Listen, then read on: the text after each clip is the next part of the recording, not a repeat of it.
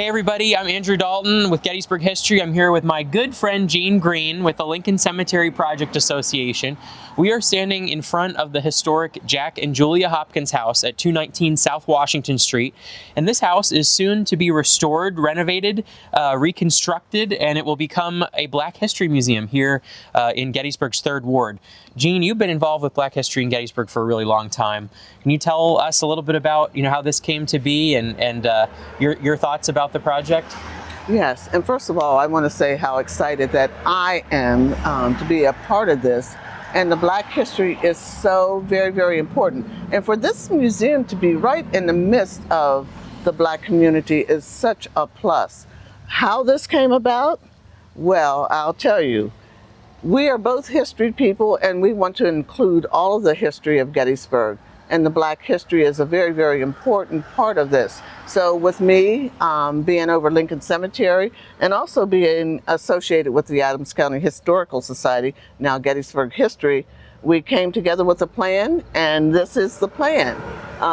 When this house was purchased, why not? This would make a perfect spot for the Black Museum to be housed in.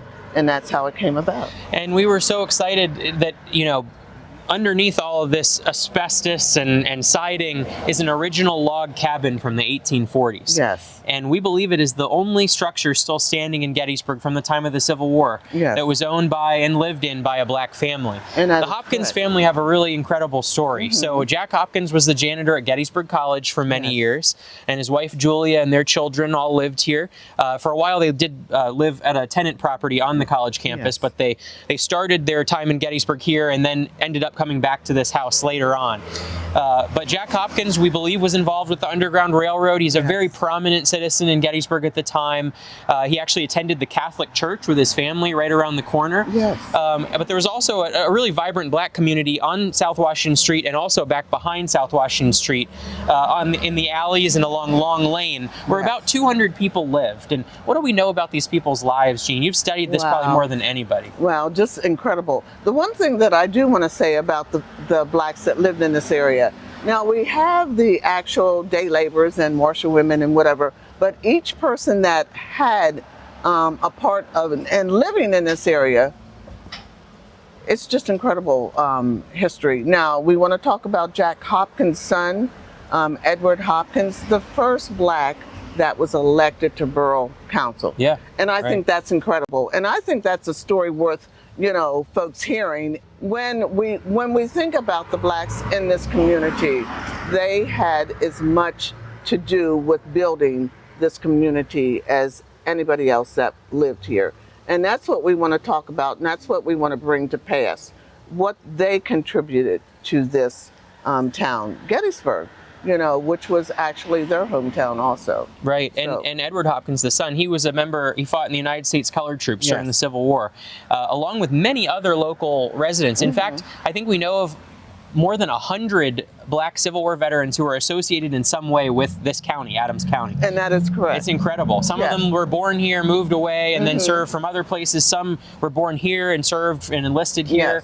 Others moved into the area after the Civil War, died here, and were buried in our local cemeteries, in particular Lincoln Cemetery, which is just around the corner here. Yes. But I think the thing I'm most excited about in the near future is that we've just raised more than $1 million to start this project, and we are going to actually start taking this building back to its appearance when the Hopkins family lived here in the 1850s and 60s. And that will entail stripping away all the more modern siding and material and getting back to the original log cabin. So we're going to take you inside and show you the logs before any work has been done. That work is going to start in the next couple weeks, but we're going to show you what it looks like now so you can see the before. Then you can follow along as we're working on this project to see the house as it's transformed back to its Civil War appearance. Yes. So we're going to head on inside. And I'm excited to show you. So we're inside the Hopkins house now in the original 1840s log cabin. And Gene, what do you think just being in here and touching these logs? This, to me, is such a moment. And because it's a connection to my Black heritage. And me, just to touch these walls, to touch this, and to sort of put my mind into, my gosh, what were they thinking? Right. Can I get a feel from this? Yeah. And that's important to me, just trying to get a feeling of, what they thought when they were putting this together. And yeah, this is before the Civil War. It's still the days there's still slavery in Pennsylvania at this time. There's of course slavery in the South, and they're coming here. This family's coming here, and they're building a new life in a state that's kind of emerging as a free state. And it's just, I think that's powerful. And to just say, okay, now we're going to build this, and you can see, the crudeness of it, but it's remarkable for it to have been built in 1840 and still standing. So I think this is really, really incredible.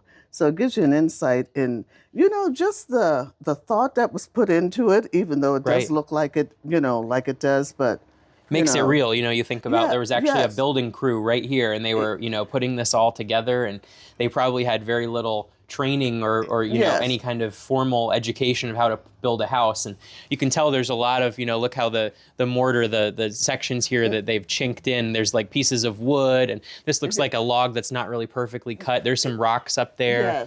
It's just really amazing. And we're going to preserve the crudeness of this. And we're not going to, bring in all new logs. These are going to stay, and we're going to work, to fill in gaps around it. But and we also took out this this floor space because this is an original crawl space, and this is original dirt from when the construction occurred in the 1840s, and so we found artifacts from that time, from the construction period, nails and pottery and pieces of glass that are embedded here, and in addition to a number of oyster shells. And oysters are kind of significant too to some of the business owners in this area of town, right, Jean? Yes, it is. And I have to say, because there's so many businesses that had that sold oysters. Just about every Black-owned restaurant here, right? It was oysters. Oysters, probably from Baltimore, right? Yeah. Well, actually, they did bring them in on the trains and whatever. So, But it's like, what's up with the oysters? And Edward Hopkins, the son who lived here, did start his own business, a restaurant, later in his life, and they sold oysters. So we like to think some of those oysters came from him. But there's all kinds of cool stuff around this room. You can see over here the original doorway entrance to the log cabin. It was turned into a window later on, but you can see this gap underneath. That's because this was the door. And we were so excited when we peeled the more modern plaster off that we found this original window. This is actually the front window of the cabin looking out onto South Washington Street. And you just imagine all the people that stood in this window and looked out, not just the Hopkins family, but all the other families that have lived here over the years. The Battle of Gettysburg, all these events happened right outside this window. Union cavalry rode by on June 30th, the night before the battle. Then during the battle, of course, the Union retreat, the soldiers are flying past this house, to safety further south, and the Confederates then occupy the town. All of this could have been viewed through this window, which has been covered up for probably 100 years or more. So we'll show you a few other little things around the cabin, but this is the main room, and this will be part of the museum. It'll be an immersive experience where visitors can come in and actually get to know the Hopkins family and learn a little bit about some of the actual events that we know took place in this structure. So we're standing on the outside of the original log cabin. This is the corner. So this would be the southwest corner of the structure. And when we took the walls apart, the plaster, we noticed something really extraordinary here. And that is, you can see on each log that when they built the structure, they numbered them from the bottom up with Roman numerals, 1, 2, 3, 4, 5, going up the corner, probably to help guide them in the assembly of the structure. So just to see that human marking on each log, we were thrilled. And that's something we're going to preserve in the museum so that visitors can see it when they come through. After the building was purchased, of course, we have to now come in and take a look-see of, what was purchased. So we come in this condemned building and we see a massive amount of debris everywhere, stacked up to about this high. So we're going through, looking at everything, and it was a challenging moment for all of us that were in here at that time. So we traveled through here to each section of the house, and each section was an amazing finding of, more debris and whatever. But we got through it, and we got the house cleaned out eventually. So that's what took place at that time. So we're upstairs in the Hopkins house, and this is a little bit odd because you'll see that the logs stop halfway up on the wall. And that is because this was originally a loft space above the first floor. So it wasn't a full second story until 1867 when it was expanded.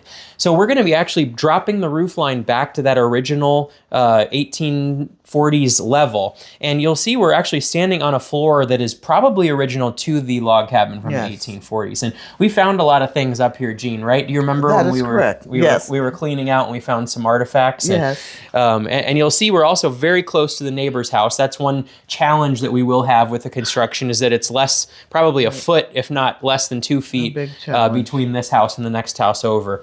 And then you can see the chimney here with the original opening for the stove.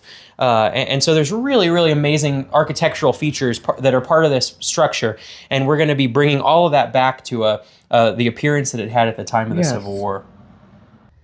No matter how many times we come through and go through the home, we still continue to find artifacts. And this we did find in the basement, the horseshoe, and I think it's really, really incredible here. A poor little horse, it's really worn out, but it was another nice find, and we're going to keep it and put it in the museum.